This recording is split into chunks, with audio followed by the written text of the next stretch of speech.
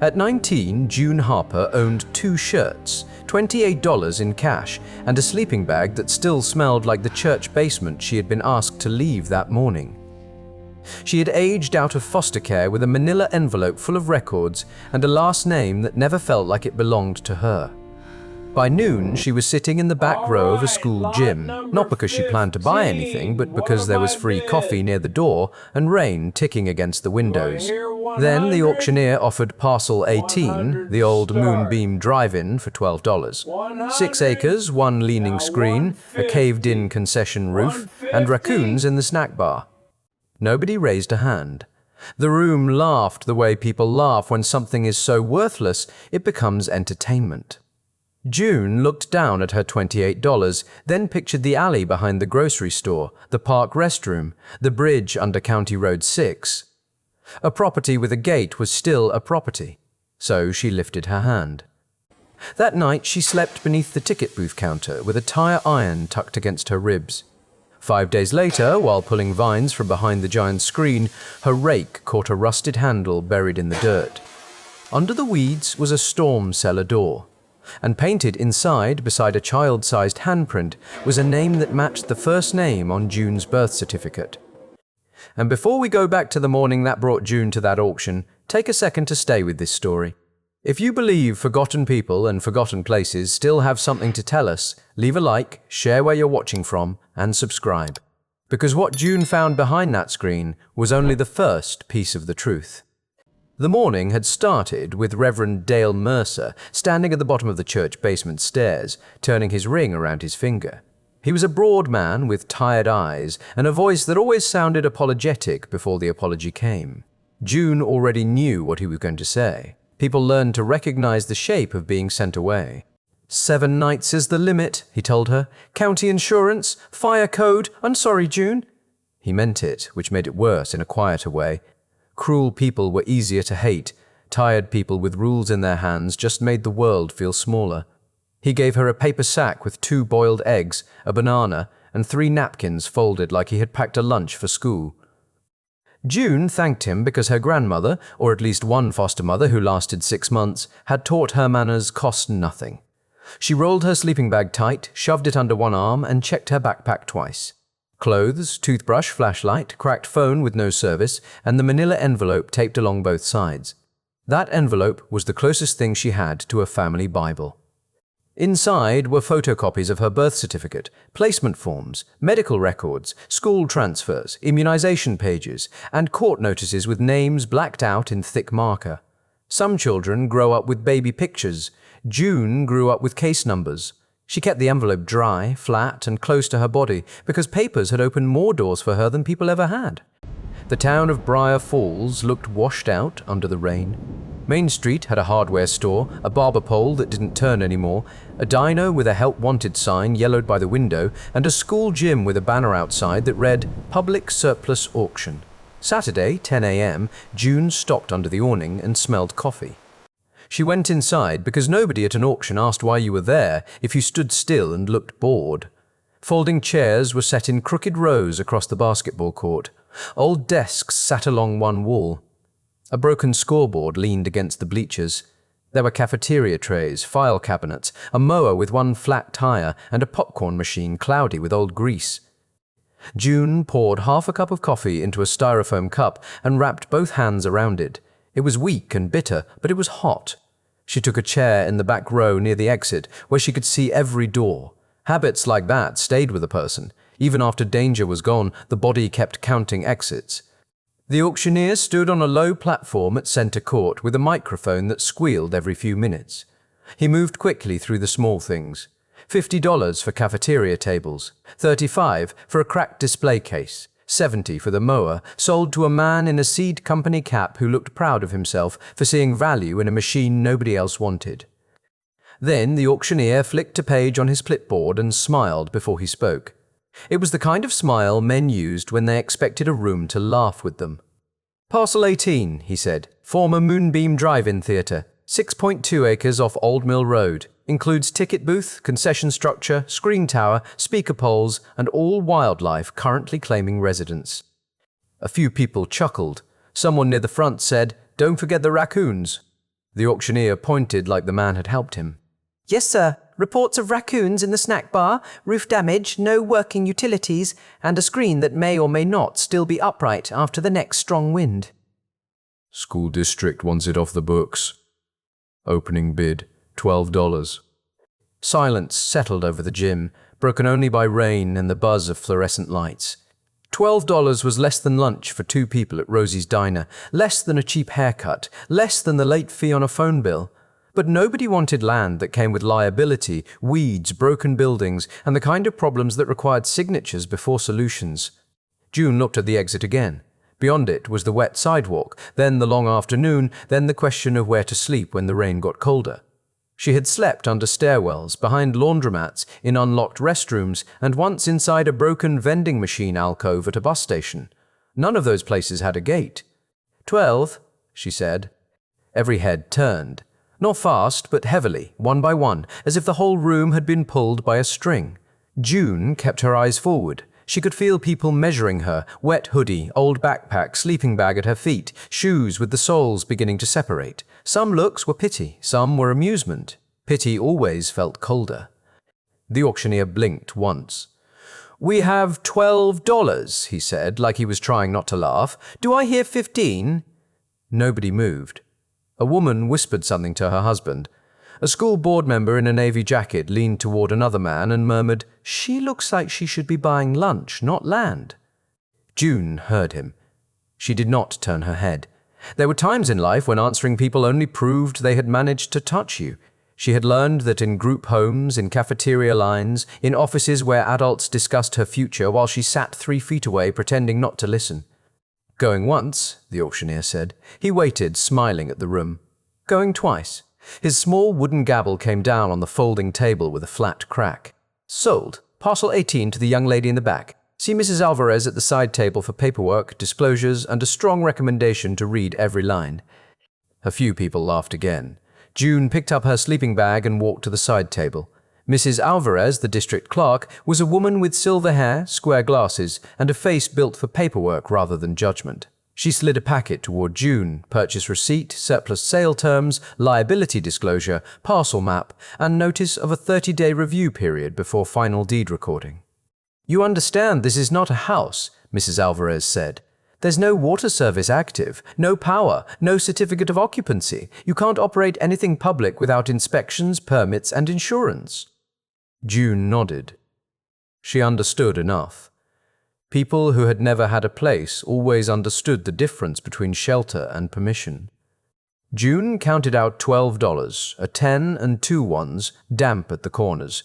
Mrs. Alvarez wrote a receipt by hand because the card reader had stopped working that morning. She paused before handing over the packet.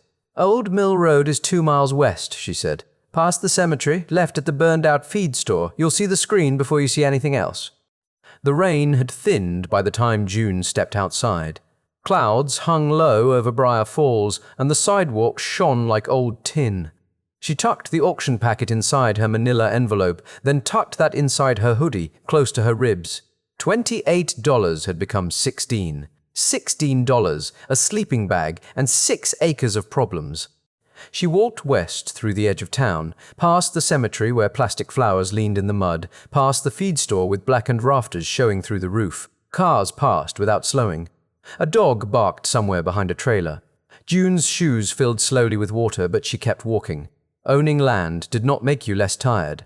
It only gave your tiredness somewhere to arrive. Near sunset, the Moonbeam drive-in rose out of the weeds. The screen came first, huge and pale against the bruised sky, taller than any building nearby. It leaned slightly backward, stained with rain, its white face cracked in long grey lines. Below it, rows of rusted speaker poles stood in the grass like people waiting for a movie that had never started. The chain-link gate hung crooked, but the lock still worked. June stood there with the key Mrs. Alvarez had given her, feeling its small teeth bite into her palm. For months, every doorway had belonged to someone else. Every bench, basement, restroom, and alley had come with a clock ticking down to when she would be told to move. The key turned after one hard twist. The gate opened with a shriek that sent 2 blackbirds lifting from the concession roof. June stepped through with her sleeping bag under her arm and the paper envelope against her chest. The place was ruined. It was unsafe, unpaid for in every way that mattered, and probably more trouble than she could imagine. But the gate closed behind her, and for the first time in months, June Harper stood on a piece of ground where no one had yet told her to leave. The Moonbeam Drive-In did not welcome June so much as accept her trespassing with paperwork. Beyond the gate, 6 acres of cracked asphalt stretched under knee-high weeds, shining in places where rainwater had gathered in shallow potholes. Rusted speaker poles stood in crooked rows, each one missing its metal box, like a congregation of thin iron witnesses facing the dead white screen. The concession stand sat near the middle of the lot, a low concrete building with a flat roof that had given up on one corner. Part of the ceiling sagged inward, and black mold feathered the edges where rain had been coming through for years. A faded menu still hung above the service window. Popcorn, $1. Hot dogs, 75 cents. Coffee, 25. June stood beneath the service awning and looked through the broken window. The inside smelled of old grease, wet insulation, and animal nests. Something small moved behind the counter, maybe a mouse, maybe one of the famous raccoons. She stepped back without screaming. When a person had slept near dumpsters, wildlife stopped feeling like a surprise and started feeling like another tenant. The ticket booth was smaller but better. 3 walls, 1 sliding window, a narrow counter, and a door that still closed if she lifted it by the handle first. The lock turned, then slipped loose. June searched her backpack, found a flathead screwdriver with a cracked yellow handle, and wedged it under the latch. The door held when she pushed. That was enough for the first night. Enough was a word June understood better than comfort. She spread her sleeping bag under the counter, put her backpack behind her head, and laid the tire iron along her side where her fingers could find it in the dark. She did not want trouble. She wanted warning. There was a difference. Wind moved across the lot after midnight, brushing weeds against the booth like someone dragging paper over glass. The huge screen groaned once, a deep metal sound that rolled through the dark. June opened her eyes and held still. In foster homes, she had learned that not every noise required panic, but every noise deserved attention. She slept in broken pieces. 20 minutes here, 40 there, waking each time her shoulder touched the wall or the screwdriver shifted under the latch. Once, headlights passed on Old Mill Road, slow enough to make her stop breathing. They moved on. The gate stayed closed. The moonbeam held its silence around her. At dawn, grey light slid through the ticket window and landed across her face. June sat up with stiff knees and a dry mouth. The ticket booth smelled like mouse droppings, dust, and old paper, but it was still hers in the only way anything had ever been hers, temporarily, cautiously, and with a receipt folded inside her records. She walked the property with her sleeping bag rolled under one arm. The old drive lanes were barely visible beneath grass. Weeds grew through cracks in the asphalt, stubborn and bright green. Along the far fence, cottonwood trees had leaned in over the years, dropping branches and seed fluff, until the back corner looked more like a wild lot than a theatre. The screen was bigger up close than it had seemed from the road.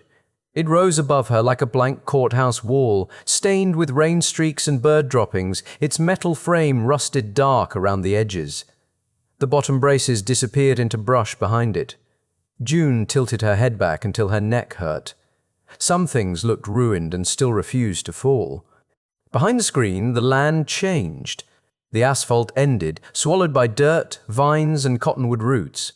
From the road, nobody could see this strip.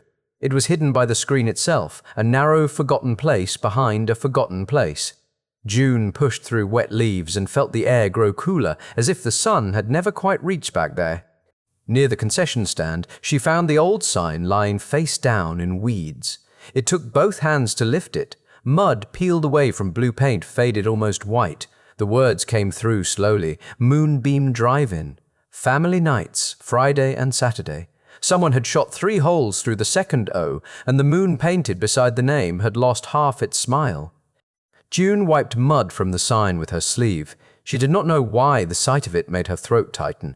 Maybe because family night sounded like something other people had, something with blankets in truck beds and kids begging for popcorn. Maybe because the sign proved this place had not always been a joke at an auction. Once, somebody had painted it carefully. Work came next because work was safer than thinking. June found a rusted push broom in the concession stand and swept the ticket booth until dust rose in choking clouds. She dragged branches away from the gate, stacked broken boards beside the snack bar, and picked glass from the booth floor one piece at a time, dropping each shard into an old popcorn bucket. By mid-morning, her hands were scratched and her stomach had begun to twist around. Nothing. She ate one of Reverend Dale's boiled eggs while sitting on the curb near the speaker poles. Then she used the auction flyer as a notebook. Fix lock. Patch booth roof. Find water. Clear glass. Remove vines behind screen. Check screen supports before wind. The list made the place feel less impossible. A ruined building became smaller when broken into chores. June had learned that from bad apartments and temporary rooms, you could not fix a life all at once, but you could tape a window, sweep a floor, tighten a hinge, wash a cup. Sometimes order began with one corner nobody else cared about. A car engine rolled slowly up Old Mill Road just after noon. June stepped back into the shadow of the ticket booth, tire iron within reach, but not in her hand. An old green Subaru stopped outside the gate. The driver sat there a moment, studying the property, then climbed out with a raincoat folded over one arm and suspicion written plainly on her face. She was in her late 60s, small but upright, with short grey hair and glasses on a chain. She opened the gate without asking and walked in like someone who had earned the right years ago. "You the girl who bought the Moonbeam?" she asked. Her voice was not unkind, but it did not waste softness. June came out from the booth. "I am." The woman looked at the broom, the stacked branches, the popcorn bucket full of glass, then at June's wet shoes and old backpack. "Town's already talking." June wiped her hands on her jeans. Towns do that when people have nothing better to fix. For the first time, the woman almost smiled. Almost. "Clara Whitman," she said, "retired librarian. I used to help run the projector here on summer weekends, back when people still came out this way." She looked toward the giant screen, and something changed in her eyes. Not sadness exactly, recognition. Before the bypass, this place mattered. June did not ask what that meant. She had learned not to chase every memory adults dropped in front of her. Clara walked back to her Subaru and returned with a plastic jug of water and a heavy flashlight. She set both on the ticket booth counter. "That screen catches wind," she said. "Don't sleep under it, and don't drink from any spigot here until somebody tests the line." "I can't pay you for those," June said. Clara glanced at the jug and flashlight as if she had forgotten they were gifts. Didn't ask. Then she looked around the lot again, taking in the broken roof, the old sign, the weeds, and the girl standing in the middle of it all. "You planning to stay?" June answered honestly. "I don't know yet." Clara nodded once, as if that was the only sensible answer. "Most people don't know they're staying until after they've already started cleaning." She turned toward the gate, then paused. "If you find anything strange in the booth or behind the screen, don't throw it away." Ida Voss kept records like other women kept recipes. The name meant nothing to June, but Clara did not explain. She drove off in the Subaru, leaving tire tracks in the soft dirt by the gate. June watched until the car disappeared past the cemetery road. Then she carried the water into the ticket booth, set the flashlight beside her envelope, and felt the first small shift in the day. That night, rain returned softly, tapping on the booth roof where water found every weak seam. June sat cross-legged under the counter, Clara's flashlight balanced on her knee. She opened the manila envelope and removed her birth certificate with the careful hands of someone handling proof, not paper. The page was creased white at the folds. Her own name sat near the top. June Harper, female, date of birth, county hospital. Below that, in the blank reserved for mother, were 3 words she had read so many times they should have gone numb by now. Maggie Rose Harper. At the Moonbeam, beneath a dead sign that promised family nights, the name no longer felt like a fact. It felt like a question waiting somewhere behind the screen. June woke before sunrise with the birth certificate still beside her knee and Clara's flashlight dimming against the floor. Rain had stopped sometime in the night. The Moonbeam smelled of wet weeds, rust, and old asphalt warming under a pale sky. She folded the paper carefully, slid it back into the manila envelope, and decided questions were easier to carry while working. Clara's warning about the screen stayed with her. The metal frame groaned whenever the wind came across the open field, and behind it the vines had grown thick enough to tug at the lower braces. June did not know much about engineering, but she understood weight, rot, and time. Anything left alone long enough eventually leaned toward the ground. She walked back to the church that morning, not to ask for a bed, but to check the donation bins beside the basement door. Reverend Dale was not outside, which made it easier. She found one pair of work gloves with a hole near the thumb, a sweatshirt with paint on the sleeve, and a plastic bottle of water someone had forgotten. Back at the Moonbeam, she found a bent garden rake behind the concession stand, wedged between a broken mop bucket and a stack of warped trays. The handle was splintered and 3 teeth were missing, but it was still a tool. Poor people learn early that useful does not have to mean pretty. It just has to hold together long enough. For the next 4 days, June cleared vines from behind the screen. She worked in the mornings before the heat came up, stopped at noon when her stomach felt hollow, then worked again until the light turned gold. She pulled dead branches, cut creepers with a pocket knife, and dragged armloads of brush to a growing pile near the fence. The hidden strip behind the screen began to show itself slowly. There was dirt where she expected asphalt, and cottonwood roots running like knuckles across the ground. Beer cans, candy wrappers, and one cracked plastic dinosaur came out of the weeds. So did old lengths of speaker wire, brittle and green, running nowhere anyone would notice from the road. On the 5th morning, June saw the rectangle. It was not obvious at first, just a patch of earth sitting lower than the ground around it, too straight along one edge to be natural. She knelt and scraped away leaves. Beneath them, concrete showed through in a clean line, old and grey, hidden under years of dirt. At first, she thought it was a drainage pit, the kind of practical thing people put behind structures and forget to mark. She followed the concrete edge with her fingers, clearing mud and fine roots. It kept going, forming a shape about 6 feet long and 4 feet wide. Her pulse changed, not fast exactly, careful. She worked the rake into the middle and pulled. The teeth caught something hard beneath the leaves. Metal scraped metal with a sound that made her stop breathing. June crouched, dug with both gloved hands, and found a rusted handle lying flat against the ground, packed with dirt so tightly it looked like part of the earth. For 10 minutes, she just stared at it. There are discoveries a person understands before the mind has words. A handle meant a door meant a room, and a room buried behind an abandoned drive-in screen meant somebody, years ago, had wanted this place hidden, protected, or forgotten. June was not sure which possibility scared her more. She dug with her hands until her nails filled with mud, then found a broken shovel near the brush pile and used it like a short spade. The blade was cracked, but it cut through the top layer. Dirt came loose in heavy clumps. Roots fought her. Sweat ran down her back. Still, the rectangle widened. By noon, the steel door had appeared, flat, rusted and heavy-looking, with 2 hinges buried along one side and a second handle near the bottom. It had once been painted red, maybe, though only flakes remained. June put both hands on the main handle and pulled. Nothing moved, not a tremble, not a breath. She tried again after lunch, bracing one foot against the concrete lip. The handle scraped her glove and left orange rust across her palm. She cursed under her breath, not loudly because anger spent too much energy. Then she tried to wedge the rake beneath the edge. The rake bent worse and nearly snapped in half.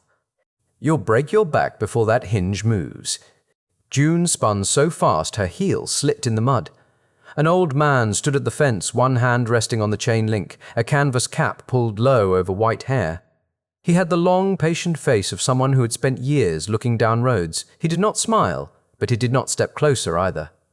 "Didn't mean to scare you," he said. "Name's Gus Ellison. Used to drive school buses before my knees got mean."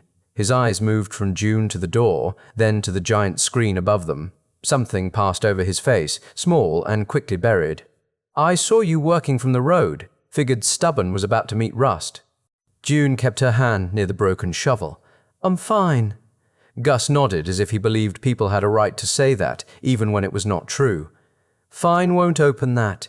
You need oil and leverage. I've got both at the house." He tapped the fence once. "Don't pull on it till I get back, unless you're fond of doctors." He returned 20 minutes later in an old pickup the color of faded butter, carrying a red can of penetrating oil and a pry bar longer than June's arm. He did not ask why she wanted the door open. He did not ask where she slept. Some people offered help like a hook. Gus offered it like a wrench. They soaked the hinges first. The oil smelled sharp and chemical, cutting through the wet dirt smell behind the screen. Gus showed her where to place the pry bar, how to lean weight instead of jerking with her shoulders. Let the bar do what backs aren't built for, he said. June followed his hands carefully. The door resisted the first pull, then the second. On the third, something underneath gave a low metallic pop. June flinched. Gus only nodded. That's one. They worked the bottom corner next. Rust cracked. Mud broke loose. The door shifted less than an inch, but that inch felt like the first honest answer the Moonbeam had given her. Together they lifted. The steel door came up slow, shedding dirt and dead leaves. A seam of darkness opened beneath it. Dry air rose from below, stale and cool, carrying a smell like concrete, dust, and old storms. Concrete steps led downward into a square of black. Gus took off his cap. June noticed. You knew this was here. Gus looked down into the opening for a long moment. I knew there was a shelter, he said quietly. Didn't know it got buried. His voice had changed. It had gone careful, the way people sound when memory steps into the room before they are ready. What kind of shelter? June asked. Gus did not answer right away. He looked toward the road, then toward the dead screen, as if checking which version of the past had permission to speak. Storm cellar, he said at last. Back when sirens meant everybody ran wherever they could. Ida Voss used to open this place. The name Ida Voss struck June because Clara had said it too. Records like other women kept recipes. June picked up Clara's flashlight from the ground and turned it on. The beam was strong and white. Gus held out a hand, not to stop her, just to slow her. Careful on the steps, could be snakes. June almost laughed. She had been afraid of locked doors, foster fathers with loud voices, caseworkers who forgot appointments, men in parking lots, and winter nights without shelter. Snakes seemed almost straightforward. She stepped down anyway, one concrete stair at a time, holding the flashlight ahead of her while the daylight thinned behind her shoulders. The cellar was smaller than she expected, but not crude. The walls were poured concrete, dry and solid, painted pale blue beneath a film of dust. Wooden shelves lined one side, empty except for a rusted coffee can and 2 flashlight batteries that had swollen with age. The ceiling was low enough that Gus had to duck behind her. Then the flashlight beam moved across the wall and June stopped. There were handprints everywhere, small ones, child-sized, red, yellow, blue, green, fading under dust but still bright enough to feel recent. Names were painted beside them in uneven letters. Tommy, Grace, Lewis, April 1998, Denna and Mark, a little tornado funnel twisted near one corner. A school bus rolled across another wall in orange paint. June stepped closer.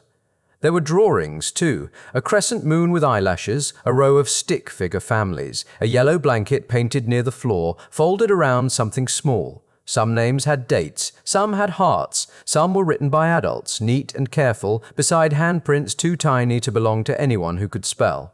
Her flashlight drifted lower along the back wall. Dust shook in the beam. Near the corner, almost hidden behind an old wooden crate, was a handprint no bigger than a child's open palm. Beside it, painted in faded blue letters, was the name Maggie Rose. June felt the room tilt slightly, though she had not moved. Below the name, in smaller handwriting, someone had written a sentence that looked as if it had been added later, with a thinner brush and a shaking hand. Baby Junebug slept through the siren. June did not breathe. Junebug. The nickname lived on one foster intake form from when she was 2, typed under known aliases or household names. Nobody had ever explained it. One caseworker once shrugged and said, "Probably something a placement family called you." June had hated the word because it belonged to people she could not remember. Now it was painted on a cellar wall behind a drive-in screen. Gus said her name, but it sounded far away.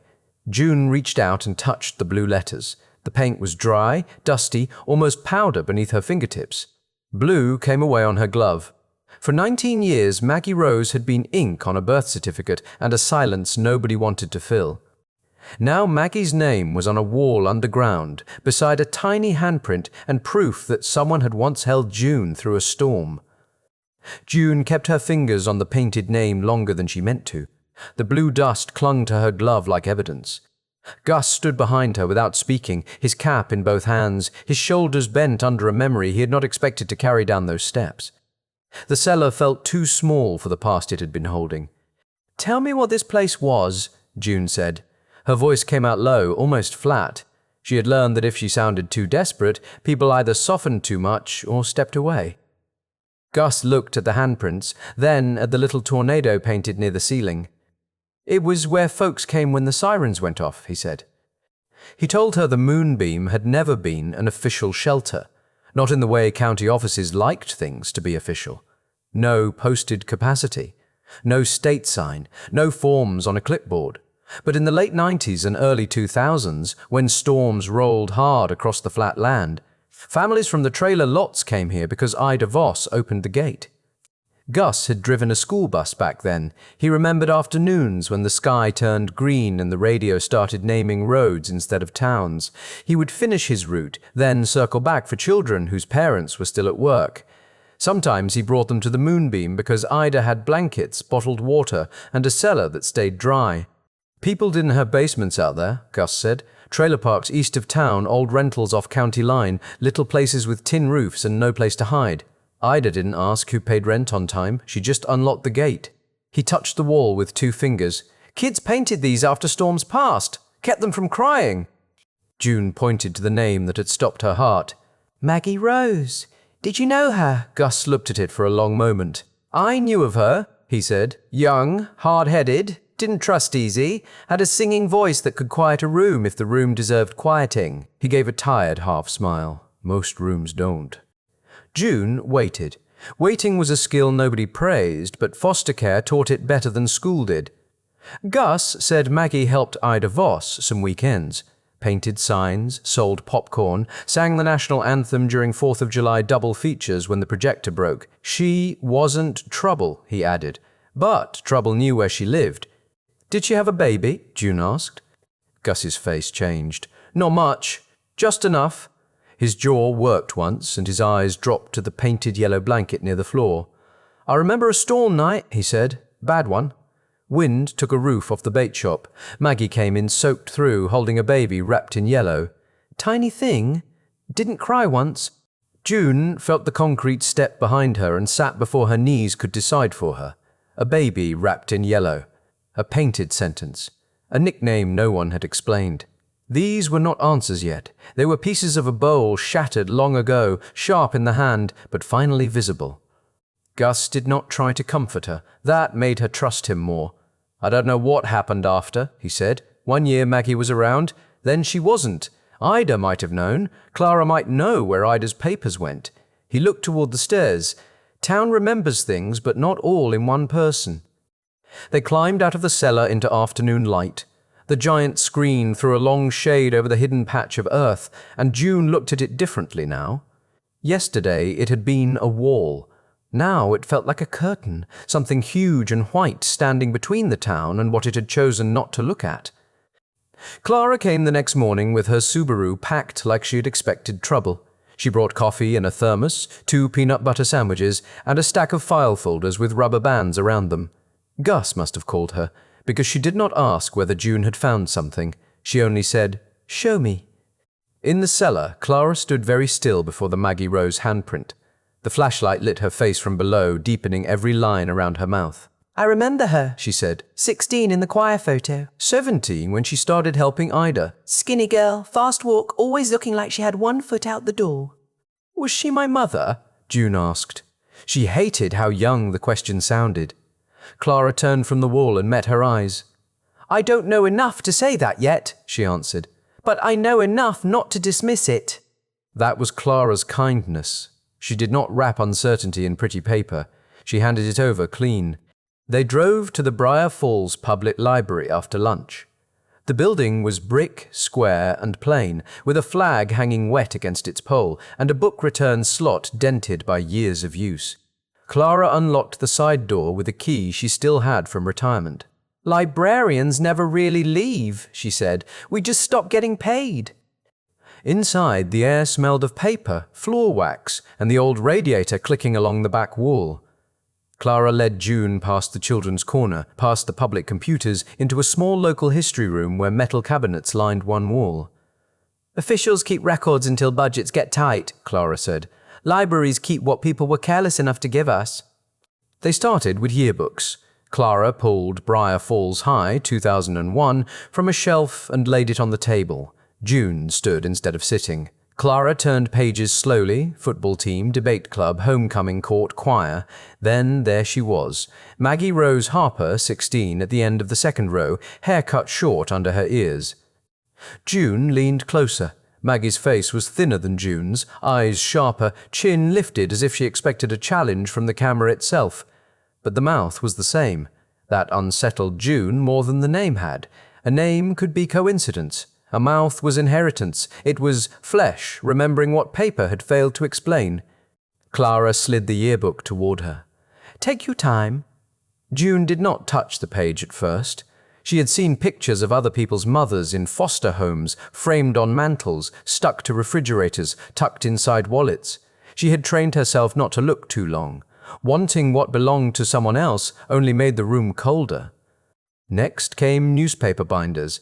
Clara had labeled them by year in neat black marker: Moonbeam events, storms, school district, tornado relief. She opened one thick binder and turned to a clipping from May 1999. The headline read, "Moonbeam opens gates during warning." The photo showed cars parked crooked under a dark sky, people moving toward the screen.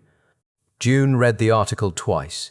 Ida Voss, owner of the Moonbeam Drive-In, had offered free storm shelter access for families outside town limits. She had stocked bottled water, blankets, flashlights, and canned soup. The county emergency manager called it neighborly but unofficial.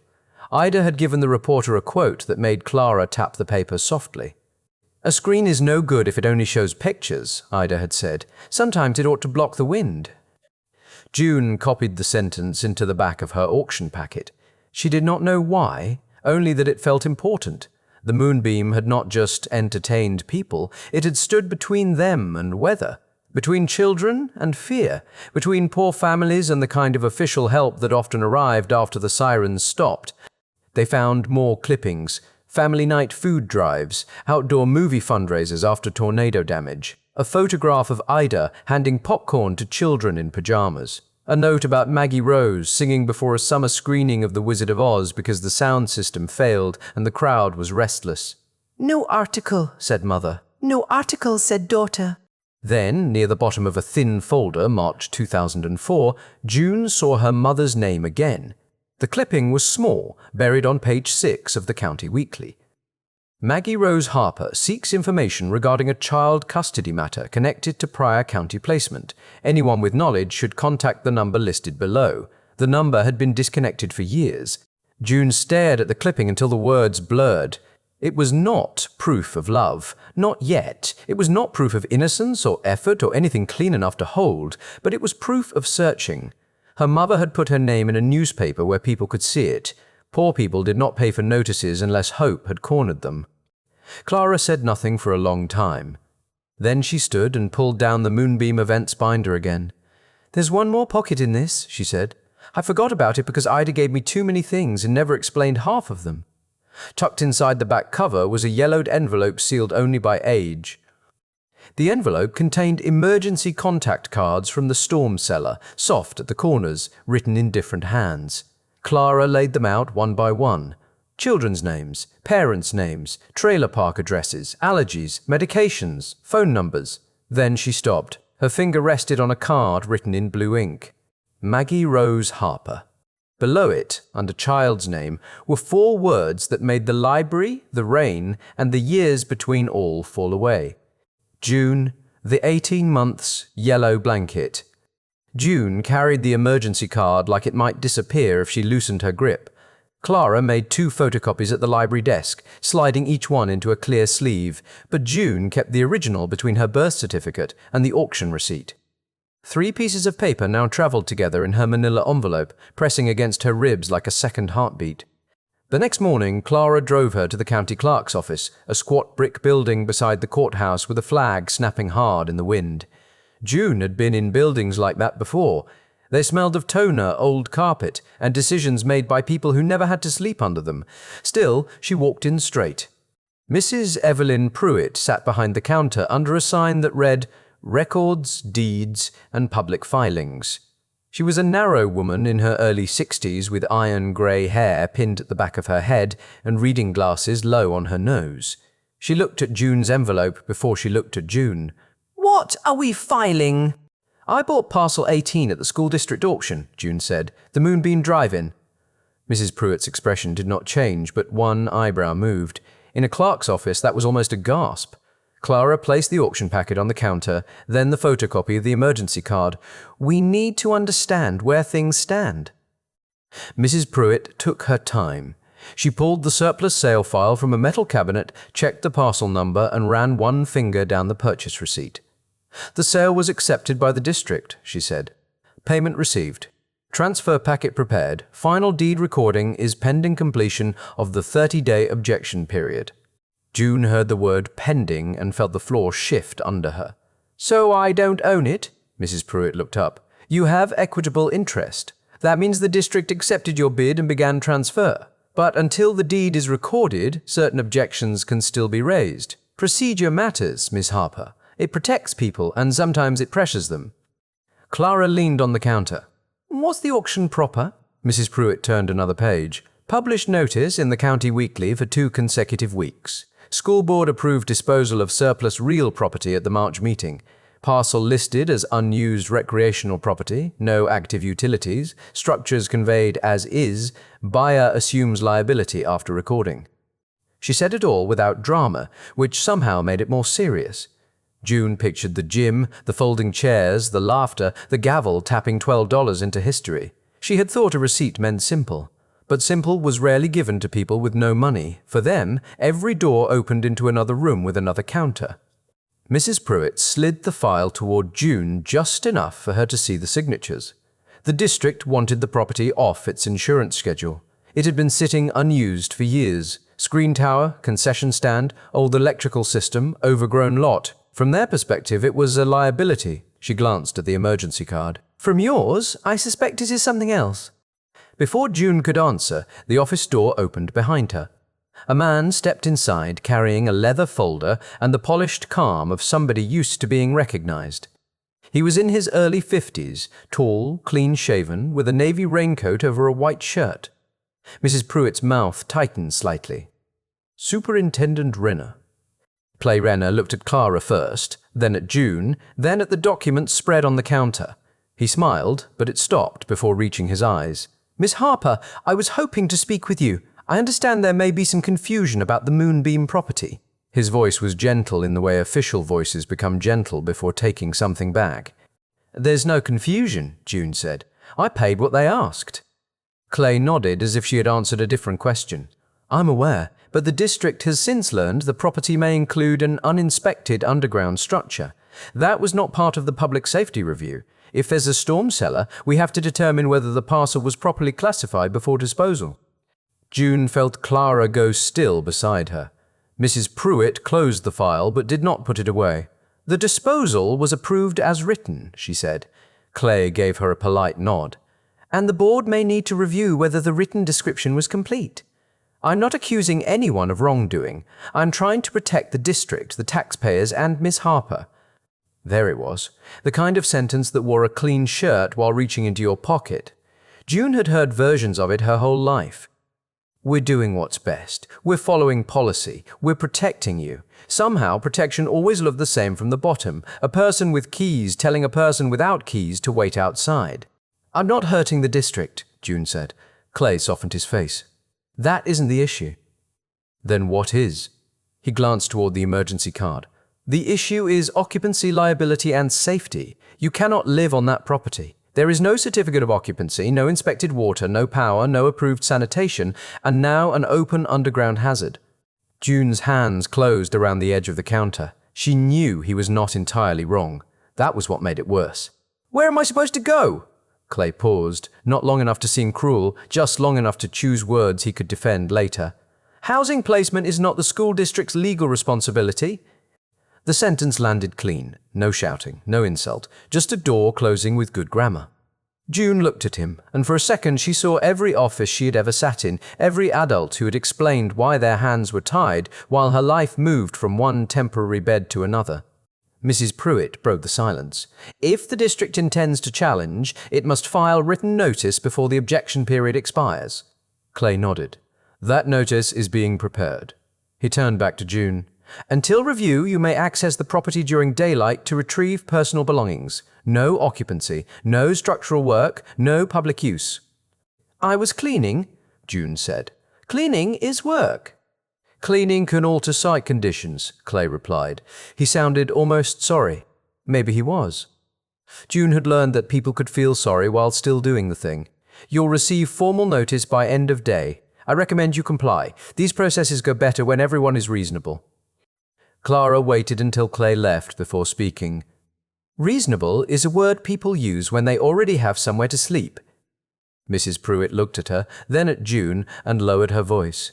Keep your documents, keep copies, photograph everything, and do not miss any hearing notice no matter how small the envelope looks. By late afternoon, the notice was taped to the Moonbeam gate in a plastic sleeve. June stood in front of it with Clara's flashlight in her backpack and the tire iron still inside the booth. The language was formal, neat, and final enough for one page. No occupancy, no improvements, no public access. Pending district review. She was allowed to enter long enough to gather belongings. That phrase made her laugh once, without humor. Belongings.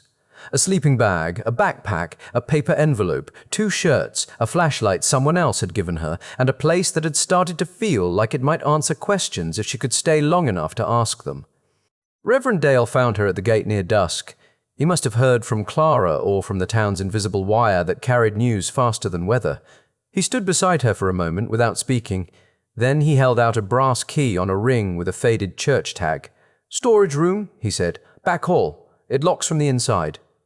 June did not take it right away. "I thought 7 nights was the limit." Dale looked at the notice on the gate. "It is, officially." "This is not me reopening shelter beds. This is me giving you a key to a room with old Christmas decorations and a mop sink." He swallowed. "I should have tried harder the first time." June wanted to forgive him because he looked tired and ashamed. She also wanted to stay angry because anger had kept her warm more than once. In the end, she took the key without offering either one. "Thank you," she said. Sometimes that was all a person could give before the rest of the heart caught up. That night, in the church storage room, June spread everything on the floor between boxes labeled Nativity Lights and Easter Lilies. The emergency card, her birth certificate, the auction receipt, the district notice. 4 documents now, not 3. 4 different versions of her life, arguing quietly under a buzzing fluorescent bulb. Her mother's name was on one, her own name was on another. The Moonbeam was on the 3rd. The 4th told her to stay away from the only place where those first 3 had finally begun to make sense.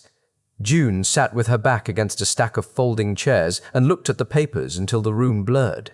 For the first time in her life, every record she had pointed to the same place. Not a foster home, not a case office, not a temporary bed. The Moonbeam. And somewhere behind that screen, under blue paint and dust, the past was waiting for her to come back. By morning, June had slept maybe 2 hours on the church storage room floor. The folding chairs creaked whenever the building settled, and the fluorescent light outside the door hummed like a trapped insect. She woke with the emergency card in her hand. Maggie Rose Harper. June, 18 months. Yellow blanket. Some papers felt heavier than metal. Clara picked her up after breakfast in the green Subaru, bringing coffee in a travel mug and a blueberry muffin wrapped in a napkin. "We start with Ida Voss," she said. June climbed in without asking where they were going. She had learned enough about Clara by then to know the woman did not drive in circles unless she meant to. On the road, Clara told her about Ida. Widowed at 34, no children, owner of the Moonbeam from 1978 until the school district took it over years later. She ran the drive-in like a business on paper and like a community porch in practice. If somebody had no money for popcorn, Ida found a broom they could push for 5 minutes.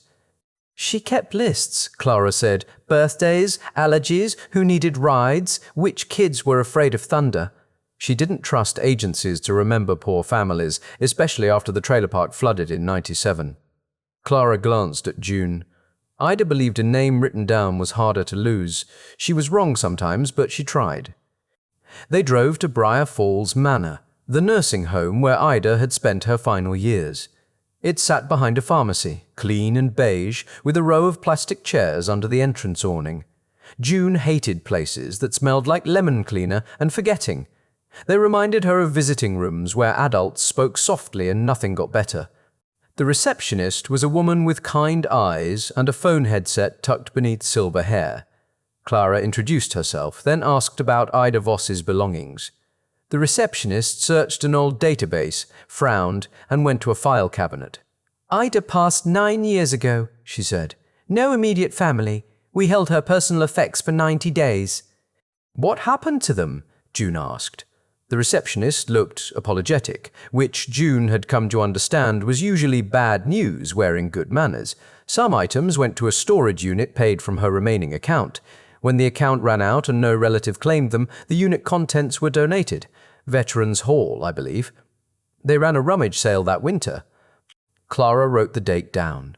June stood very still. 9 years, 90 days, 1 storage unit, a donation. Her mother's story, maybe her own story, had moved through the world the way poor people's belongings did, from room to box, from box to basement, from basement to whoever had space left on a folding table. Gus met them at the Veterans Hall after Clara called. The building was a white cinder-block rectangle near the fairgrounds, with a flagpole out front and a sign advertising pancake breakfasts on the first Saturday of every month. Gus carried a ring of keys big enough to belong to a jailer. "Volunteered here 20 years, he said, "mostly coffee and chairs." The basement smelled of dust, cardboard and old raincoats. Pull-chain lights clicked on one by one, revealing banquet tables, Christmas wreaths, boxes of mismatched trophies, and cabinets full of paper plates. Gus led them to the back wall where donations had been stacked after rummage sales.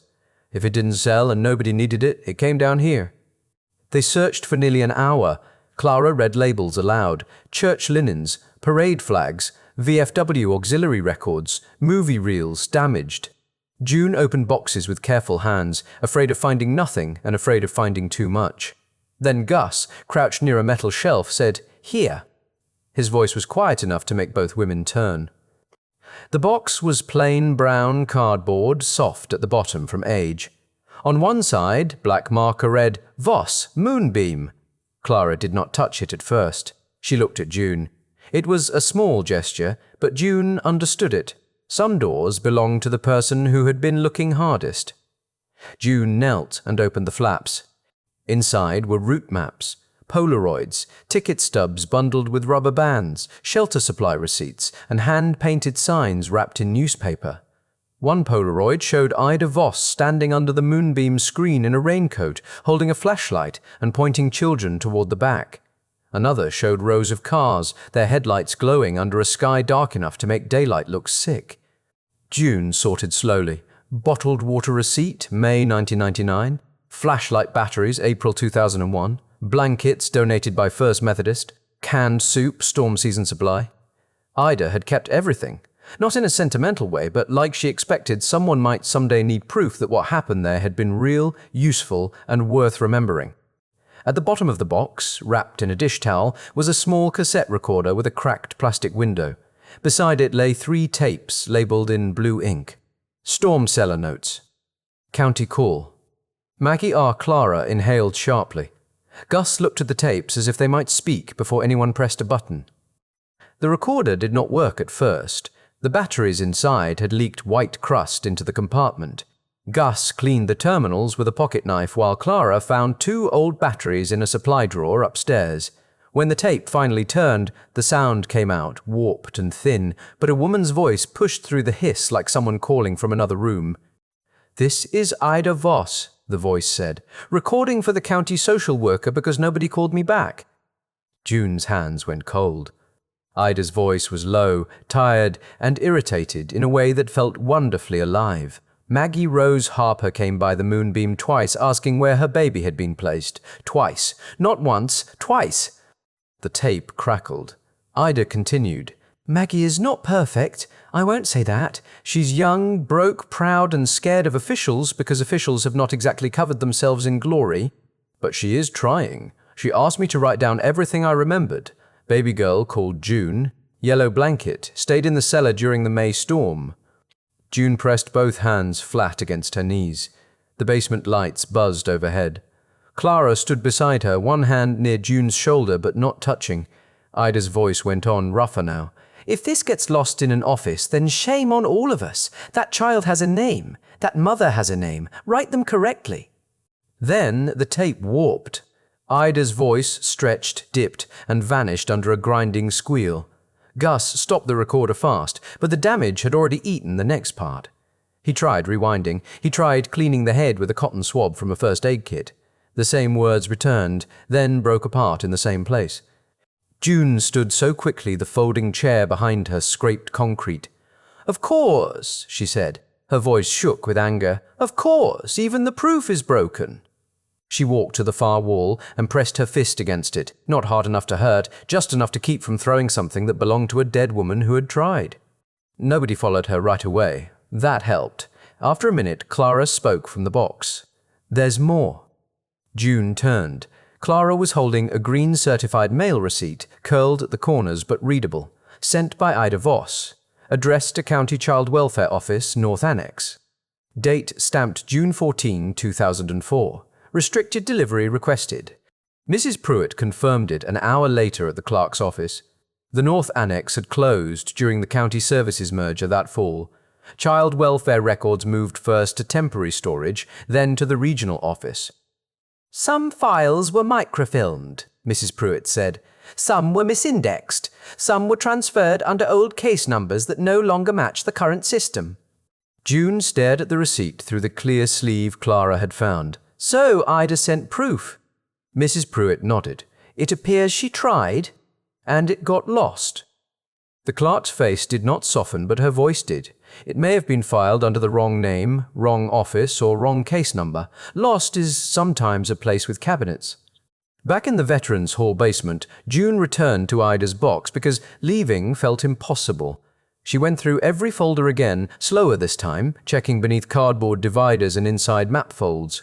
Near the very bottom, under a stack of brittle Moonbeam rain checks, her fingers found a photocopy folded into quarters. She opened it on the table. The top read, "Petition for Review of Child Placement Information. Petitioner, Maggie Rose Harper. Relationship to child, mother." June's breath caught. Then Clara leaned closer, and the room seemed to tighten around all three of them. In the space marked child's name, someone had typed Judy Harper. One wrong letter. Not June, Judy, a stranger made by a careless hand.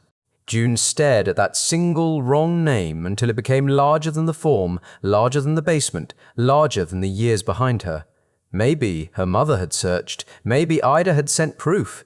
Maybe a file had waited in the wrong drawer while June moved from bed to bed under a name nobody was looking for. June did not sleep much after finding the misspelled petition. Judy Harper. One wrong letter sat in her mind like a stone in a shoe. By morning, anger had settled into something cleaner than crying. If Clay Renner wanted to prove she could not handle the Moonbeam, she would prove the opposite in the only language offices respected: dates, photographs, receipts, and work. Mrs. Pruitt gave Clara careful advice over the phone. No occupancy, no public events, no major structural changes until the review.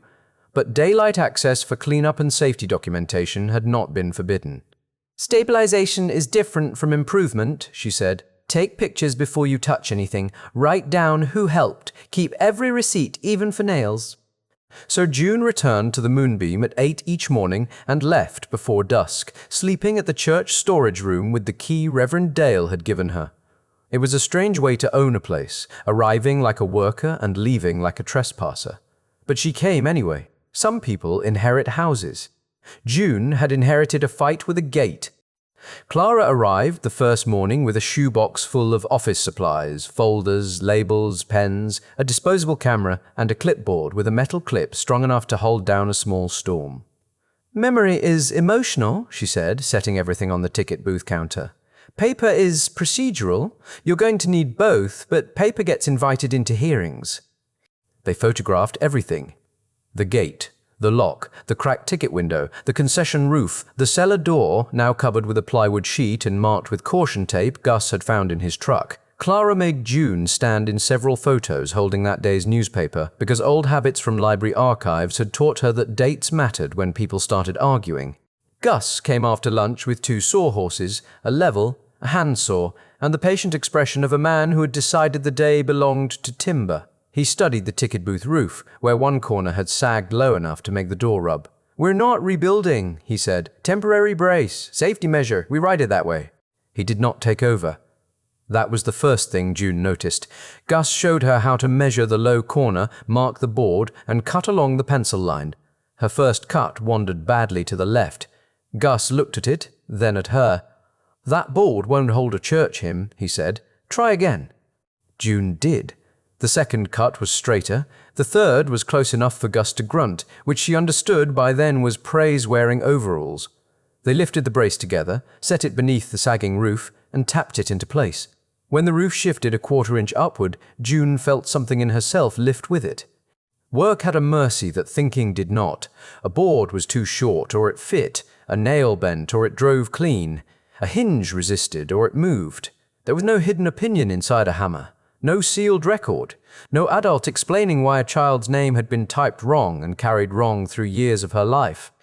The next day, a woman in a faded mechanic's shirt pulled up in a tow truck and stopped at the gate. She was in her 40s, with sun-browned arms, dark hair twisted under a cap, and grease across one cheek like a stripe.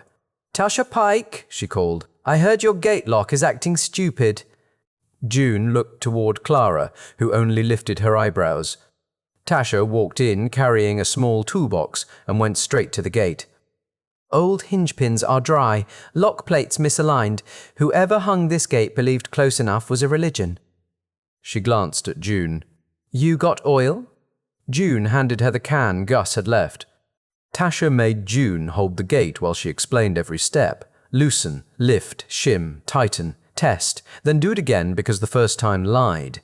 When the latch finally caught clean and the lock turned without a fight, Tasha wiped her hands on a rag. June said, "I can't pay much." Tasha snorted. "I'm not doing charity. I hate seeing a good hinge wasted." That afternoon, Reverend Dale arrived with two men from the church, both retired, both wearing work gloves that looked newer than their hands. One was named Mr. Colby and had a bad knee. The other was Frank, who said almost nothing but could lift wet trash bags like they weighed nothing. Dale asked where to start. June pointed to the concession stand, then picked up a trash bag herself. Dale looked like he wanted to tell her she did not have to. Clara stopped him with one glance.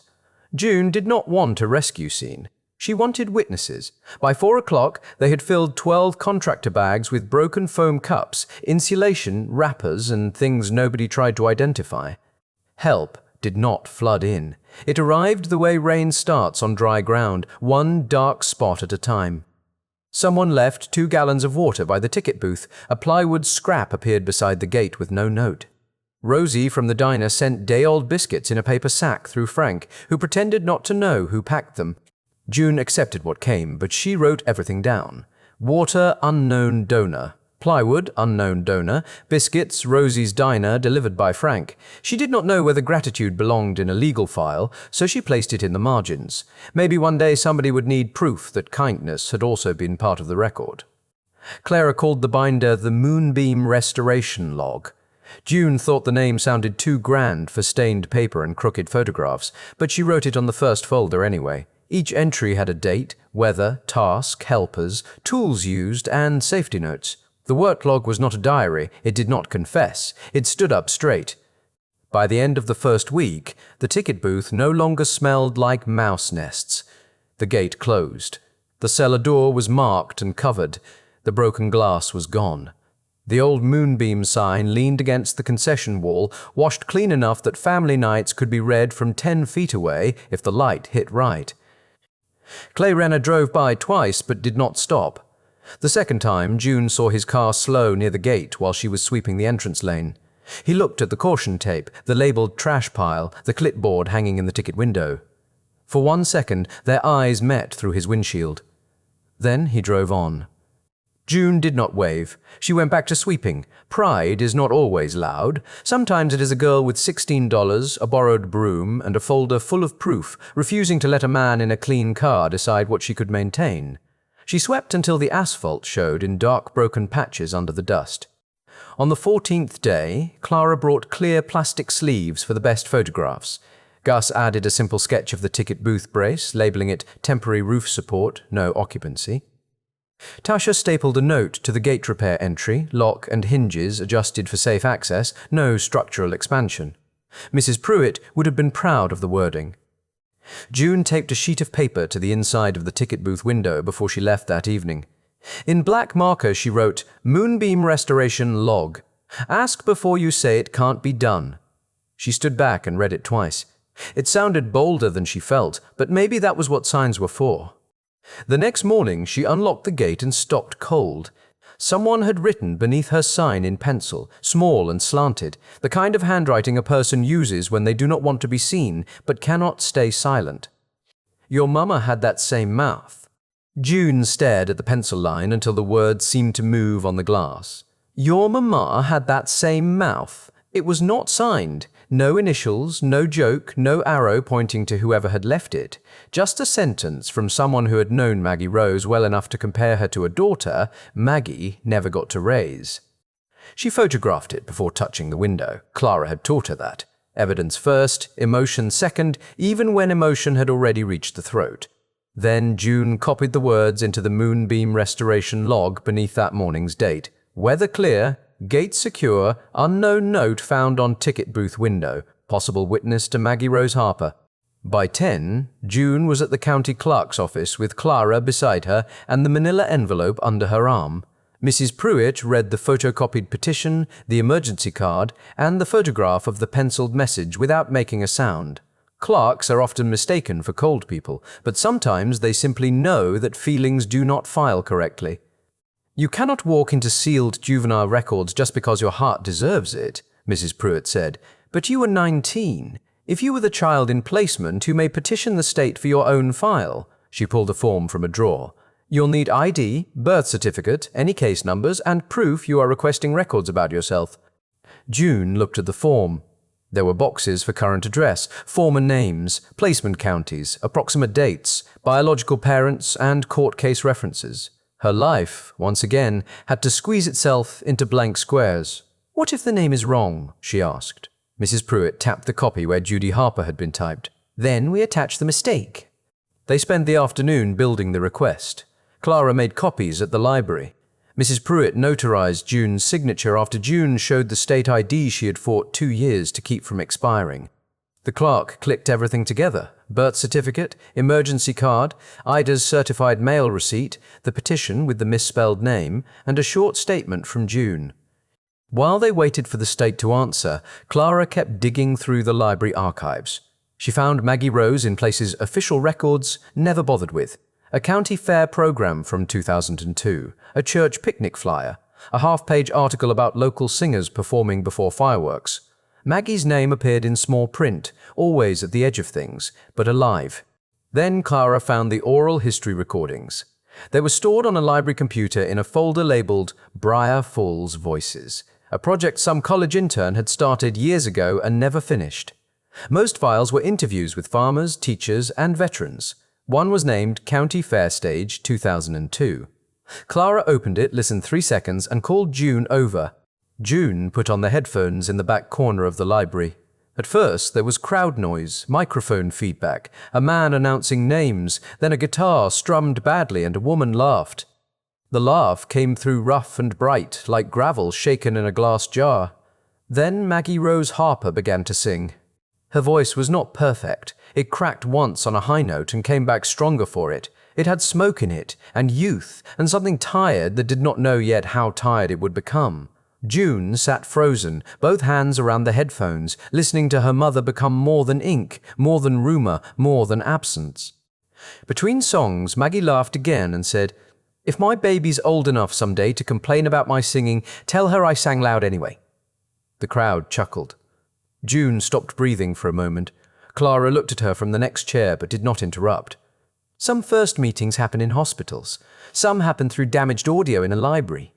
That evening, Gus came to the Moonbeam with a paper cup of coffee and a face full of something he had been carrying alone too long. He stood near the ticket booth, looking at the penciled message on the window. "That might have been from Rosie," he said. "Diner owner. She knew Maggie some. A lot of people did." Then he told June what he remembered. He had driven Maggie to the county office once, years ago in the old school bus, after his route was finished. Maggie wore a borrowed blue dress with a missing button at the wrist. She had a folder of papers in her lap and a yellow blanket folded so neatly it looked ceremonial. "She asked me something before she got off," Gus said. His voice had gone thin at the edges. She said, "Gus, does looking poor make a judge think you love your baby less?" He stared at the dark screen above them. "I didn't know what to tell her. I said no, but I wasn't sure the world agreed." The partial records came 9 days later in a thick white envelope addressed to June at the church. Reverend Dale carried it to the storage room himself, holding it like it might burn him. June did not open it right away. She set it on the floor beside her sleeping bag and looked at it until the church pipes clicked in the walls. Clara sat with her while she read. The state had released only what it could without a separate court order. Redactions covered names, addresses, and staff notes, but enough remained. Maggie Rose Harper had attended 2 placement review hearings. She had requested visitation. She had filed a correction to the child's name. She had listed Ida Voss as a witness. Then came the missed hearing. Notice mailed to last known address, Lot 14, Briarbend Trailer Court, returned undeliverable. June knew that address from an old clipping. The trailer court had been removed after storm damage, every unit hauled away before the hearing notice was even mailed. The paper had traveled to a place that no longer existed. Maggie filed another correction 3 weeks later. In one intake summary, the child's name appeared as Judy Harper, not June. Another page listed June's birth year correctly, but the wrong middle initial. One field had Maggie's phone number transposed by 2 digits. No single error looked dramatic. Together they built a locked door nobody admitted constructing. June set the papers down and pressed both palms to her eyes. She had imagined, in the private, cruel corner of herself, some huge betrayal that would be easy to hate. A mother who walked away, a judge who sneered, a villain with a face. Instead, she found bad addresses, wrong letters, overworked offices, and poverty spread like dust over everything. Clay Renner's name was not in the child welfare records, but the school district was. Clara found the connection in old board minutes. When Ida Voss donated the Moonbeam property for student events and emergency shelter use, the district accepted not just the land, but associated storage, shelter materials, and historical files. The superintendent then was Clay's predecessor. "Those boxes should have gone to emergency management," Clara said, tapping the minutes, "or the county archive. At the very least, they should have been indexed." June thought of Ida's certified receipt, the cassette, the emergency cards, the petition copy sitting in a veterans' hall basement for years. Records did not vanish by magic. They vanished when nobody looked. Clay, they learned, had inventoried district surplus the previous year before declaring the Moonbeam disposable. His report listed obsolete equipment, damaged signage, and miscellaneous boxes from former owner. He had not opened those boxes. Maybe he had been busy. Maybe budgets were tight. Maybe no one told him a young mother's proof could fit inside a carton marked junk. That was the hardest part for June to understand. Clay had not stolen her childhood. He had not misspelled her name. He had not mailed notice to an empty trailer lot. But he had stood at a counter and told her the Moonbeam was only liability. Now she knew liability was sometimes just memory someone did not want to insure.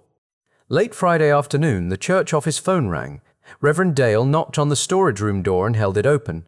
"It's the state records office," he said. "They're asking for you." June walked down the hall with her hands suddenly cold, Clara close behind her, and picked up the receiver at the secretary's desk. The woman on the line sounded careful and official. They had located one more sealed item connected to Maggie Rose Harper's petition.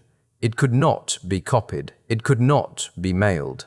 June would need to appear in person with photo ID, her birth certificate, and proof she was the child named in the file. June asked what the item was. The woman paused. "I'm not permitted to describe it over the phone," she said, "but Miss Harper, I think you should come." Clara's Subaru left Briar Falls before sunrise, with fog sitting low over the ditches and the heater clicking like it might give up before the highway did. June sat in the passenger seat with her manila envelope on her lap, both hands resting on it. She had slept in her clothes, afraid that changing anything might make the phone call feel less real. The state records office was 3 hours away, in a city that looked tired around the edges. The building itself was not grand or frightening. It was beige brick, 4 stories, with narrow windows and a flagpole out front. Somehow that made it worse. June had expected Truth to live somewhere dramatic. Instead, it waited behind automatic doors and fluorescent lights. Inside, a security guard checked their bags. June showed her ID, signed a visitor log, and received a paper badge that curled at the corner before she could stick it to her hoodie. Clara was told to wait unless June requested support. June did request it. Pride had carried her far, but this was not a room to enter alone. They sat beneath a wall clock that ticked too loudly for a place full of carpet. A woman coughed behind a partition. A copier warmed up somewhere down the hall. June watched government workers move with folders in their arms and wondered how many lives had passed through hands that were simply trying to get to lunch. A records officer named Miss Hanley called her name at 10:17. She was middle-aged, careful, and kind in the restrained way people become kind after years of handling pain by appointment. She led June and Clara into a small review room with 1 table, 3 chairs, a box of tissues, and a window that did not open. "I need to verify identity again," Miss Hanley said. June gave her the state ID, birth certificate, and case number sheet. Miss Hanley checked each one against a file on her tablet. Then she slid over 2 forms. One acknowledged receipt of redacted records. The other confirmed June understood certain third-party names would remain sealed. June signed where the yellow stickers pointed. Her hand did not shake until the second signature. That annoyed her, as if her body had betrayed some private agreement to remain composed. Clara noticed but said nothing. She only moved her chair an inch closer, the kind of quiet support that did not make June feel smaller for needing it. Miss Hanley opened a grey folder. "We located a supplemental packet attached to Maggie Rose Harper's final petition," she said. "It was misindexed under the incorrect child name, then cross-referenced after your request included the alternate spelling." June looked at the folder, then at her own hands. 1 wrong letter had hidden a door. 1 correction had opened it. The first pages were redacted. Thick black bars covered names, addresses, and staff comments, but Maggie's name remained. Maggie Rose Harper requested visitation. Maggie Rose Harper requested correction of minor child's name from Judy Harper to June Harper. Maggie Rose Harper requested review for family placement and return of personal contact items held by county office. June read each line slowly. Words that should have been simple felt enormous. Requested, corrected, appeared, submitted. These were not words of someone who vanished without looking back. These were words of someone standing in a system with both hands raised, trying to be seen over a counter too high for poor people. Miss Hanley turned 1 page and pointed gently. "This is the final petition status." June leaned forward. The form was stamped incomplete, pending petitioner response. The hearing date sat beneath it, scheduled for February 18, 2005. Maggie had not appeared. June felt the old familiar cold begin in her stomach. Absence still had teeth, even after proof of effort.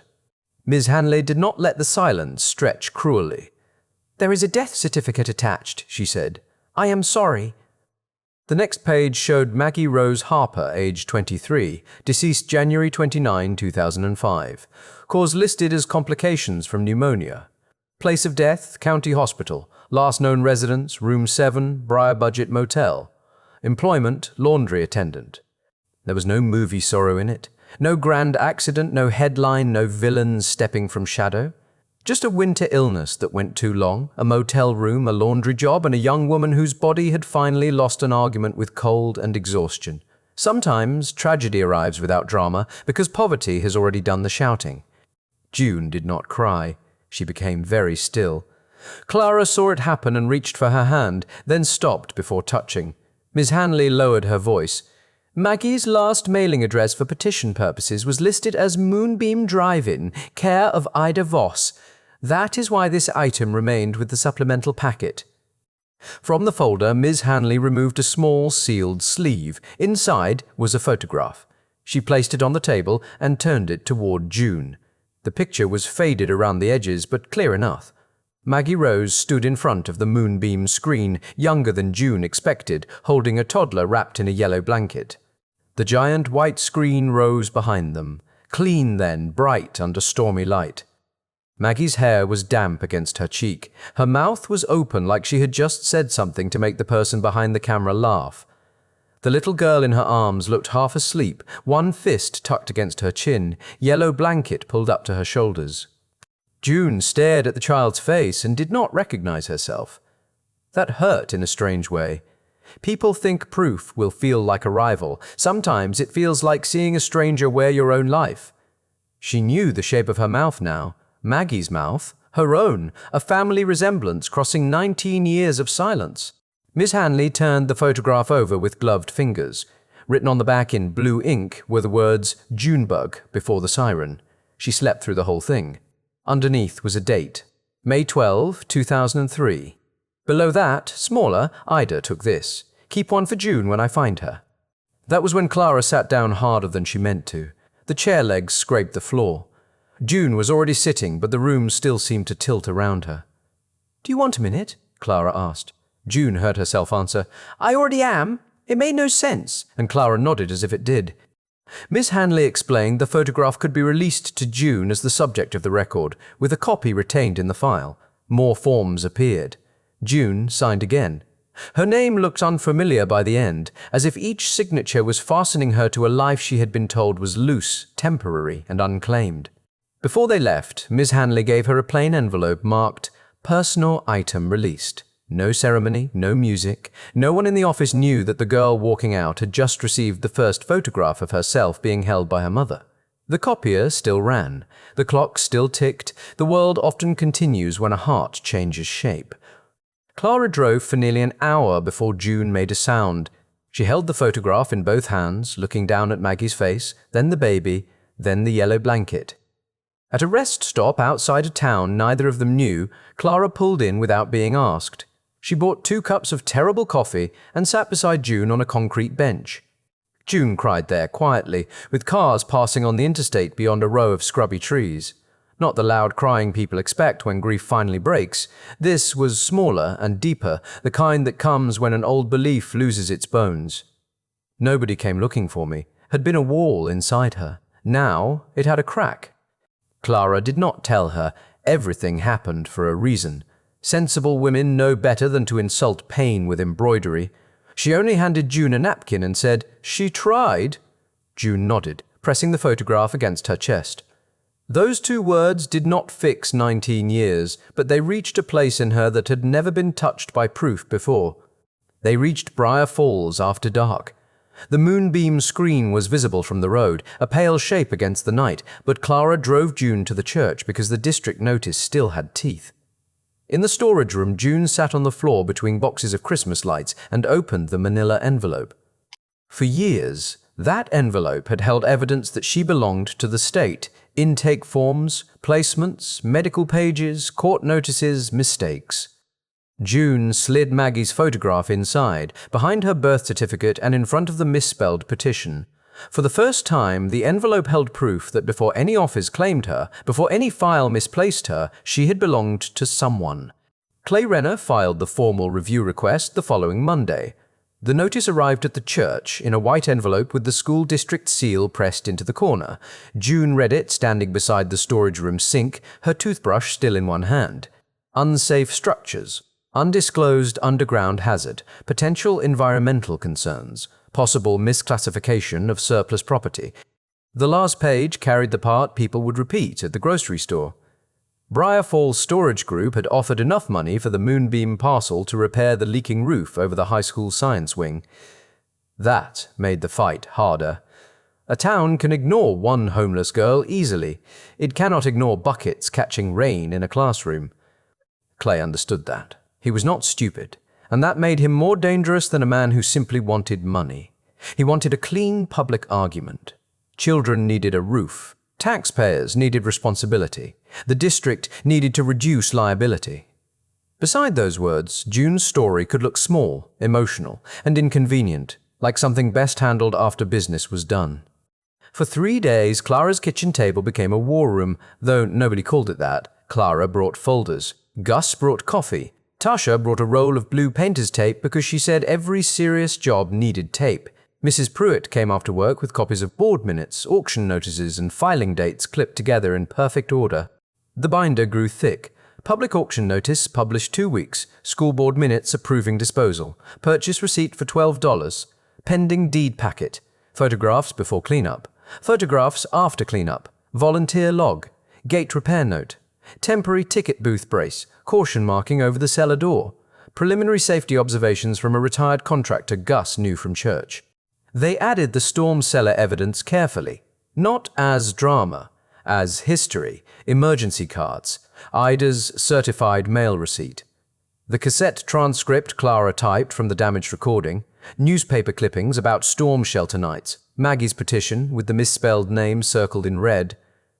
The photograph of Maggie holding June in front of the Moonbeam screen went into its own sleeve. June hated seeing her life reduced to tabs, but she also understood the power of order. Chaos had been used against her for years. Missing forms, changed addresses, wrong names. This time, nothing would sit loose in a cardboard box waiting for someone kind to notice. This time, every piece had a page number. The hearing was held Thursday evening in the school boardroom, a long beige space behind the administration office. Metal chairs filled quickly. Parents came because of the school roof. Older residents came because they remembered the Moonbeam. A few people came because small towns treat public trouble as weather. They gather first, decide later what they believe. Clay sat at the front table with 2 board members and a district attorney from the next county.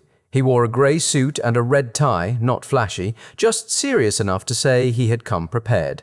When June entered with Clara, the room turned its head. This time, nobody laughed. That almost frightened her more. Clay spoke first. He stood with one hand resting on his folder and thanked everyone for attending. His voice was calm, practiced, and reasonable. He described the Moonbeam as a dormant asset, an unmaintained parcel, a financial burden, and a safety concern. He said the district had an obligation to consider whether the auction should be voided before final recording. Then he spoke about the high school roof. He had photographs, stained ceiling tiles, buckets under leaks, a tarp stretched over lab equipment. Parents shifted in their seats. June could feel the room move toward him, not because they were cruel, but because rainwater dripping into a classroom was easier to understand than a name painted underground. "I have sympathy for Miss Harper," Clay said, turning slightly toward her. "But public assets cannot be managed by sentiment. The district's duty is to its students, its taxpayers, and its legal responsibilities. A moving personal history does not change structural risk, insurance exposure, or the need for practical decisions." He sat down gently, like a man placing a glass on a shelf. June stood when her name was called. The binder felt too heavy in her arms, so Clara carried it to the podium and laid it open. June looked at the board, then at the people behind them. She saw Reverend Dale near the back, Gus with his cap in his hands, Tasha with grease still under her fingernails. "I bought the Moonbeam because I needed a gate," June said. Her voice was plain, not loud, and that helped. "I didn't know anything was behind the screen. I didn't know my mother's name was painted in a storm cellar. I didn't know families had used that place when there wasn't anywhere official for them to go." She turned one page. "The sale was advertised, the board approved disposal. I paid the bid. I signed the disclosures. I know the place is not safe for public use yet. That's why we marked hazards, logged cleanup, and stopped sleeping there when the district ordered me to. I'm not asking you to ignore rules. I'm asking you to look at all of them." The room stayed quiet. June felt her pulse in her throat, but she kept going. "My mother was Maggie Rose Harper. She came to this town looking for me. She used the Moonbeam as a mailing address because Ida Voss let her receive mail there. The records got lost, misfiled, and misspelled. I know Mr. Renner didn't misspell my name." She looked at Clay then, directly, without anger, because anger would have made it easier for him. "But now that we know it happened, we don't get to pretend it didn't matter." Clay's face did not change much, only his eyes dropped for half a second to the binder, then back to her. Gus spoke next. He stood slowly, knees complaining, and told the board about driving children to the Moonbeam during tornado warnings. He remembered Maggie in a borrowed blue dress, holding a folder and a yellow blanket. "That cellar wasn't official," he said, "but when the sirens came, official wasn't what kept kids alive. Ida opening that gate did." Clara confirmed the archive. She laid out the newspaper clippings, the emergency cards, the cassette transcript, and the library's oral history recording. "This is not nostalgia," she said, her librarian voice sharp enough to cut thread. "This is local history connected to a public safety use and a child welfare record." Throwing it away now would continue the same carelessness that buried it. Mrs. Pruitt spoke about procedure. She did not embellish. She confirmed the auction notice, the board approval, the bid acceptance, the objection period, and the pending deed recording. "The district may review," she said, "but the original sale was conducted according to the paperwork provided." From Mrs. Pruitt, that was practically a hymn. Tasha spoke last among the volunteers. She did not look comfortable in front of people, which made her words feel more honest. "I fixed the gate lock," she said. "June held the hinge while I showed her how. She follows instructions, keeps notes, marks hazards, and doesn't pretend she knows what she doesn't. I've seen grown men do worse with better tools." Reverend Dale stood unexpectedly near the back. His voice was quiet. "Our church basement turns people away when insurance says we have to. The county turns people away when forms say they don't qualify. This town has always found reasons not to house people until the weather makes us ashamed. The Moonbeam was one place that opened anyway." Clara connected a document camera to the boardroom screen. It took 3 attempts, and Tasha muttered something about technology that made one person cough back a laugh. Then the image appeared behind the board members. Maggie rose, damp-haired and smiling, holding toddler June wrapped in a yellow blanket before the Moonbeam screen. No one spoke. The room changed in a way no gavel could control. The parcel was no longer 6 acres off Old Mill Road. It was a shelter, a record, a mother's mailing address, a photograph, a child's name written correctly at last. Clay looked at the image longer than June expected. This time he did not look away first. The board deliberated for 28 minutes. June counted everyone because waiting had always been part of her life. When they returned, the chairwoman read from a handwritten note. The sale would stand, subject to conditions, liability insurance through an approved non-profit partner, full safety inspection before public access, no occupancy until permitted, and a written storm cellar restoration plan within 60 days. June did not cheer. The win was too heavy for cheering. It came with work, deadlines, signatures, and responsibilities she had no idea how to meet yet. But the word stand had entered the room and stayed there. The sale would stand. The Moonbeam would stand. For the first time, a public decision did not move her along. Outside, the evening air smelled like wet pavement and cut grass from the school athletic field. People spoke around her in low voices, some congratulating her, some still worrying about the roof, some doing both because decent people often carry 2 truths at once. June held the binder against her chest and looked toward the road that led back to the screen. Clay stopped her near the sidewalk. He had removed his tie and looked older than he had inside. "The storage company won't wait," he said. "It was not quite a threat now. Maybe it was a warning, maybe a habit." June looked at him, then at the photograph still visible through the clear sleeve. "Then let them build somewhere that doesn't have children's names under it," she said. Clay opened his mouth, then closed it. For once, he had no clean sentence ready. 3 months later, the Moonbeam still looked rough from the road, but it no longer looked dead. The gate opened without screaming. The ticket booth roof held through rain. The old sign had been washed, patched, and wired to 2 small solar lights. At dusk, the faded letters glowed softly: Moonbeam Drive-In, family nights Friday and Saturday. The concession stand was not pretty, but it was clean. June had scrubbed the counter until the old formica showed through. A coffee urn sat where the popcorn machine used to be. Shelves held bottled water, flashlights, blankets, first aid kits, canned soup, and a clipboard labeled Storm Used Log. On one wall, Clara hung a corkboard with 2 columns, Need and Offer. June did not suddenly become rich, famous, or safe in the way people imagine safety. She worked 4 afternoons a week at Tasha Pike's garage, counting parts, sweeping bays, changing wiper blades, and learning how to test batteries. Tasha paid her honestly and corrected her sharply. June liked both. Honest pay and sharp correction meant somebody expected her to improve. At night, June studied for her GED at the church office desk after Reverend Dale went home. Clara brought practice tests from the library. Gus drilled her on fractions using lumber measurements because he said math made more sense when a wrong answer meant a board was too short. June planned to take emergency management classes after that. Plans still felt strange in her mouth. The storm cellar took the most work. A retired contractor inspected the concrete. Tasha helped install a safer latch. A volunteer electrician repaired the light and added battery backup. Clara wrote a small grant through the county emergency preparedness office, and after 3 weeks of paperwork, the cellar was cleared for limited emergency use. Limited, official, inspected. Those words had never sounded so beautiful. Clay Renner did not become a saint, and June respected that more than a sudden speech would have allowed. He sent folding chairs from district storage, 3 unused first aid kits, and a grey file cabinet of Moonbeam records that had sat unopened behind the maintenance office for years. His note was typed, brief, and careful. These may belong with the property history. Inside the cabinet were old student event forms, storm supply lists, and photographs Ida Voss had given the district when she donated the land. June sorted them with Clara on a Saturday afternoon. Every piece went into a folder. Every folder got a label. What had once been mislaid in boxes became part of the Moonbeam restoration log, where no one had to guess its importance anymore. By spring, June started Moonbeam family nights once a month. It was not a real business yet. No tickets, no permits for concessions, no big promises. People brought lawn chairs, pickup trucks, blankets, thermoses, and children in pajamas.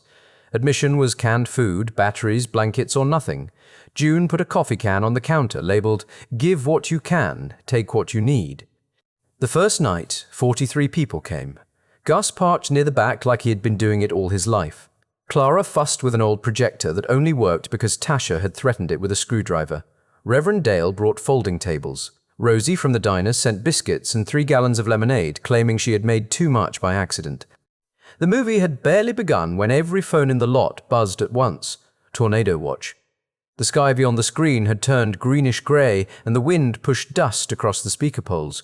For 1 second, people looked at one another the way crowds do before they decide whether to panic. Then June stepped onto the concession platform and lifted her flashlight. "Behind the screen," she called. "Walk, don't run. Children first. Bring your blankets." Her voice surprised even her. It did not shake. Gus opened the path. Tasha held the cellar door. Reverend Dale counted people as they entered. Clara carried the storm-used log like a hymn book. The Moonbeam did not become calm by accident. It became calm because someone had planned for fear. Inside the cellar, the light came on warm and steady. Children stared at the old handprints on the pale blue walls. June had placed a new painted board beside them, not over them.